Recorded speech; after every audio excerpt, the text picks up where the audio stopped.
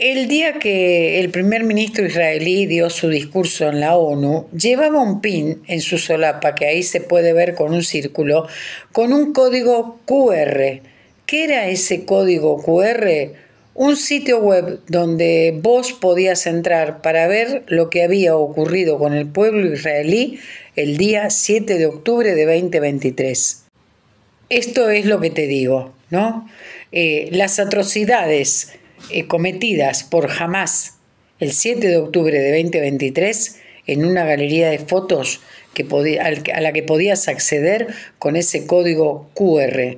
Yo acá no te lo puedo mostrar, por supuesto, pero si vos buscas el QR que está en la web, vas a poder acceder y quizá pueda ser tomar dimensión de lo que puede hacer un grupo terrorista como Hamás cuando entra a un país.